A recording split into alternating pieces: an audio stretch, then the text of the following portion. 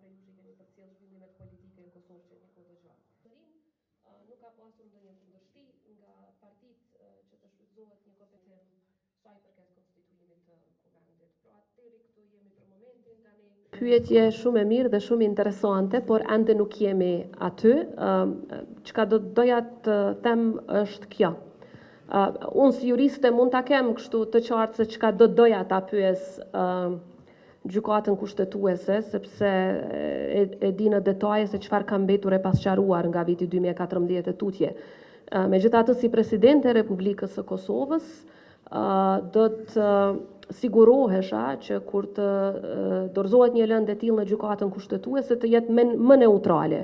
Kur dorëzohet ajo nga deputetët edhe jap një drejtim të caktuar, mirë po kur dorëzohet nga presidentja, është domosdoshme që edhe pyetja të jetë më neutrale, që jap hapësirë të nevojshme gjykatës kushtetuese që të sqaroj sa më shumë tema, që mos të vim më në këtë pikë, se s'është hera e parë që institucionet e Kosovës janë në këtë pikë, por do t'ja lija kohës, sepse është edhe një rast i OAK-s, mos gabofsha me disa deputet tjerë, në gjykatë kushtetuese ku është kërkuar sqarimi rreth votimit të fshehtë apo jo, a lejohet, dhe do të varet edhe nga ajo që e thot gjykata kushtetuese në këtë aktgjykim, sepse ndoshta shumë çështje që për momentin janë të paqarta do të sqarohen aty dhe nuk do të mbetet shumë pastaj për tu trajtuar më vonë, por megjithatë ta presim një herë atë aktgjykim dhe pastaj flasim për pyetjen, sepse sa i përket pyetjes është kufizuar ajo kompetencë e presidentës më herët, mirë po presidentja ka të drejtë që çdo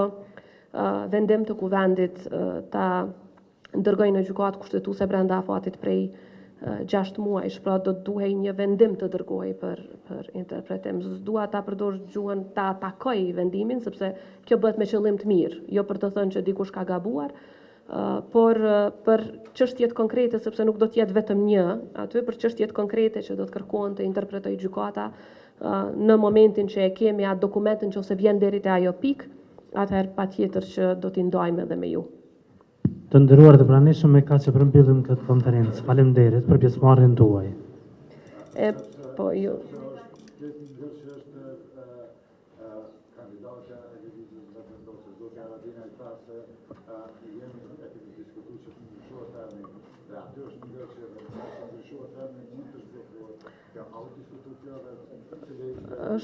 Nuk do t'ishte korrekte që unë tani ti citoj se çfarë ka thënë secili prej liderëve, është më korrekte që ata të deklarohen se çfarë kanë thënë, çfarë propozimesh kanë dhënë, si kanë pritur, mirë pritur, apo si kanë mirë pritur propozimet e njëri tjetrit, kështu që nuk isha dashur me komentu këtë çështje.